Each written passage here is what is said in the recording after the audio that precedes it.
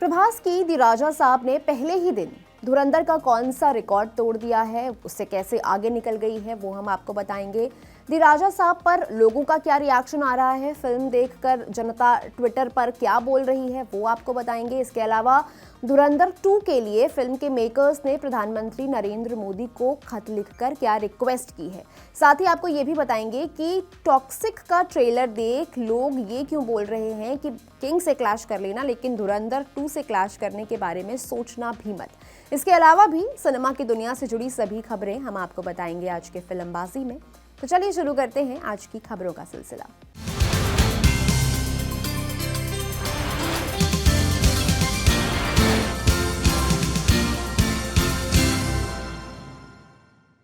प्रभास की horror comedy film the राजा साहब 9 जनवरी को थिएटर्स में रिलीज हो गई है। मेकर्स ने फिल्म के अंत में इसकी सीक्वल की अनाउंसमेंट भी कर दी है। फिल्म के अगले पार्ट का नाम होगा राजा साहब 2 सर्कस 1935। इससे इतना हिंट तो मिल गया है कि फिल्म 1930s के बैकड्रॉप में सेट होगी।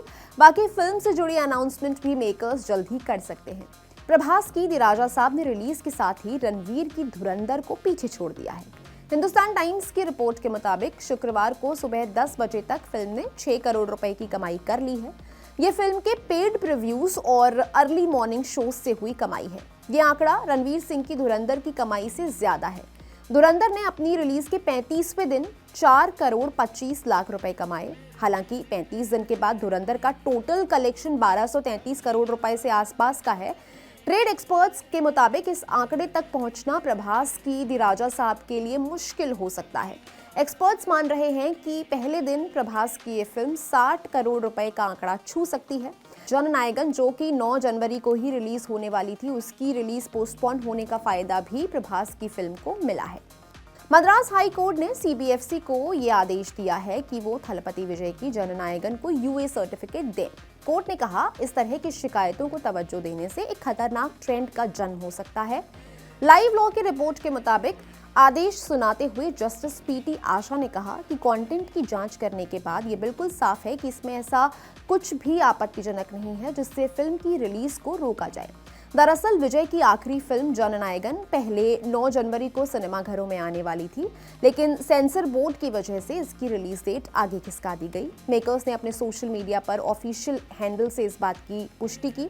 इस फिल्म को लेकर लोगों के बीच काफी उत्साह है, क्योंकि ये विजय के करियर की आखिरी फिल्म है। इसके बाद वो पूरी तरह से राजनीति में सक्रिय हो जाएंगे।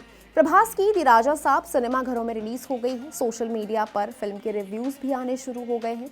एक यूजर ने लिखा, कमजोर स्क्रीन प्ले और कहानी कहने का वही घिसा पिटा तरीका, जिसकी वजह से ये फिल्म और भी ज्यादा कमजोर बन गई है।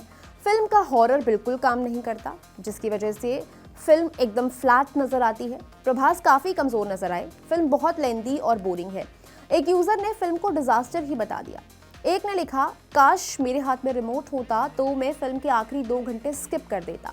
मारुति सर, क्या आपने फिल्म के फर्स्ट ड्राफ्ट को ही थिएटर्स में रिलीज कर दिया? एक ने लिखा, मैंने राजा साहब देख ली और मैं आपसे यही कहूंगा कि आपने टिकट्स कैंसिल कर देने चाहिए। एक ने फर्स्ट हाफ को स्लो बताया और लिखा, इसका फर्स्ट हाफ काफी स्लो है और क्लाइमेक्स काफी कमजोर है। रोहित शेट्टी और अजय देवगन की फिल्म गोलमाल 5 का शूट जल्द ही शुरू होने वाला है। बॉलीवुड हंगामा की रिपोर्ट्स के मुताबिक फरवरी के अंत में फिल्म का शूट शुरू होगा। सोर्स के मुताबिक रोहित शेट्टी और अजय देवगन गोलमाल 5 को लेकर बहुत कॉन्फिडेंट हैं। उनका मानना है कि इस फिल्म की स्क्रिप्ट उनकी पिछली सभी फिल्मों से ज्यादा मजेदार है। इस स्क्रिप्ट में फ्रेंचाइज का एसेंस तो है ही, साथ ही कहानी का आइडिया ऐसा है जो पहले कभी नहीं देखा होगा। रोहित शेट्टी अभी राकेश मारिया की बायोपिक पर काम कर रहे हैं। इसमें जॉन अब्राहम लीड रोल में है। इसके बाद वो गोलमाल 5 पर जुटेंगे। फिल्म 2027 के फर्स्ट हाफ में रिलीज के लिए शेड्यूल्ड है। कुछ दिनों पहले हमने आपको बताया था कि सलमान खान तेलुगु डायरेक्टर वामसी बेटीपल्ली की फिल्म में काम कर सकते हैं। अब बॉलीवुड हंगामा ने सूत्रों के हवाले से ये बताया है कि सलमान ने इस फिल्म के लिए हाँ कर दी है। ये फिल्म एक्शन और ड्रामा का मिक्स होगी और सलमान की बैटल ऑफ गलवान की रिलीज के बाद इसका शूट शुरू होगा। सोर्स ने बताया, गलवान के इंटेंस एक्सपीरियंस के बाद सलमान थोड़ा चेंज चाहते थे। इस फिल्म ने सलमान को इमोशनली थका कर रख दिया था। अब वो ऐसी फिल्म की तलाश में थे जिसमें फन और ड्रामा दोनों हो, और वामसी का ये प्रोजेक्ट सलमान के क्राइटेरिया पर खरा भी उतर रहा था। इस फिल्म को दिल राजू प्रोड्यूस कर रहे हैं। रणवीर सिंह की धुरंधर ने दुनिया भर से 1233 करोड़ रुपए से ज्यादा की कमाई कर ली है। ये कमाई तब है जब इसे गल्फ कंट्रीज में बैन कर दिया गया था। फिल्म के ओवरसीज डिस्ट्रीब्यूटर प्रणब कपाड़िया ने बताया कि इस बैन की वजह से फिल्म को लगभग 90 करोड़ रुपए का नुकसान हुआ है। अब 19 मार्च को धुरंधर 2 भी रिलीज होने वाली है। मेकर्स नहीं चाहते कि धुरंधर को जो नुकसान बैन की वजह से हुआ है, धुरंधर 2 को भी ऐसा ही नुकसान झेलना पड़े। इसके लिए उन्होंने अभी से कोशिशें शुरू कर दी हैं। उन्होंने इसके लिए Indian motion picture producers association से मामले में दखल देने की गुहार लगाई है। एसोसिएशन ने भी प्रधानमंत्री नरेंद्र मोदी को एक खत लिखा है। इस खत में उन्होंने लिखा है कि फिल्म को सीबीएफसी से क्लियरेंस मिल चुकी है, फिर भी इसे खाड़ी देशों में बैन कर दिया गया है। ये अभिव्यक्ति की स्वतंत्रता के अधिकार का हनन है, इसलिए सेंट्रल गवर्नमेंट मिडिल ईस्ट में फिल्म पर लगा बैन हटवाने के लिए दखल दे। यश के टॉक्सिक का टीजर आने के बाद से ही इसे सोशल मीडिया पर मिले जुले रिएक्शंस मिल रहे हैं। किसी को ये ट्रेलर बहुत ज़्यादा पसंद आ रहा है तो कोई उसे क्रिंज कह रहा है। क्योंकि ये फिल्म 19 मार्च को रिलीज हो रही है और उसी दिन रणवीर की धुरंधर 2 भी आ रही है, इसलिए इसकी तुलना रणवीर की धुरंधर 2 से होनी शुरू हो गई है। एक यूजर ने एक्स पर लिखा, क्रिंजनेस एट इट्स पीक। पहले मैं सोच रहा था कि दोनों में से क्या देखूं, मगर अब तो पक्का धुरंधर 2 ही देखने जाऊंगा। एक यूजर ने लिखा, यश साहब भले ही किंग से क्लैश कर लो मगर धुरंधर 2 के साथ तो सोचना भी मत, बुरे पिटोगे। बनाया क्या है? फिल्म का टीजर कम कॉन्डम का एड ज्यादा लग रहा है। ये क्रिंज फिल्म धुरंधर से भिड़ेगी, स्टारडम के सारे मुगालते दूर हो जाएंगे। अब भी कुछ नहीं बिगड़ा है, रिलीज डेट बदल दो। कुछ लोगों को टॉक्सिक का टीजर काफी पसंद भी आया। एक यूजर ने लिखा, मुकाबला 1 से हो या 10 से, यश की फिल्म छा जाएगी। कितना डेयरिंग टीजर है और टीजर में इंटीमेट सीन। मेकर्स ने बड़ा रिस्क लिया है। हालांकि म्यूजिक वांगा की स्टाइल का लग रहा है, पर वो भी जबरदस्त है। थलपति विजय की जननायकन 9 जनवरी को सिनेमाघरों में रिलीज होनी थी। फिल्म की एडवांस बुकिंग शुरू हो गई थी और टिकट्स भी बुक गए थे। क्योंकि ये विजय के करियर की आखिरी फिल्म है तो इसे लेकर लोगों के बीच तगड़ा बज़ भी बना हुआ है। आखिरी फिल्म इसलिए क्योंकि इसके बाद वो फुल फ्लेजेडली राजनीति में चले जाएंगे। चेन्नई के ब्लैक मार्केट्स में एक टिकट 5-5 हजार रुपए में बिक रही थी। इंडस्ट्री ट्रैकर सेकनिल्क के मुताबिक जननायकन की भारत में ही 10 करोड़ 68 लाख रुपए की टिकट्स एडवांस बुकिंग में बिक चुकी थी। फिल्म पोस्टपोन होने के बाद बुक माई शो ने 4,50,000 से ज्यादा टिकट्स का रिफंड शुरू कर दिया है। फिल्म को सबसे बड़ा नुकसान ओवरसीज मार्केट में हुआ है। सेकनिल्क ने अपनी एक रिपोर्ट में बताया है कि जननायकन के लिए विदेशों में 40 करोड़ रुपए की एडवांस बुकिंग हो चुकी थी और अगर भारत की 10 करोड़ 68 लाख रुपए की एडवांस बुकिंग और विदेशों वाली एडवांस बुकिंग को मिला दें तो यह आंकड़ा लगभग 50 करोड़ रुपए के आसपास हो जाता है। अब इन सभी पैसों को लौटाया जा रहा है, जो अब तक का सबसे बड़ा रिफंड है। कपिल शर्मा की फिल्म किस किस को प्यार करूं 2 9 जनवरी को सिनेमाघरों में दोबारा रिलीज होने वाली थी, लेकिन लास्ट मोमेंट पर फिल्म की रिलीज को कैंसिल कर दिया गया।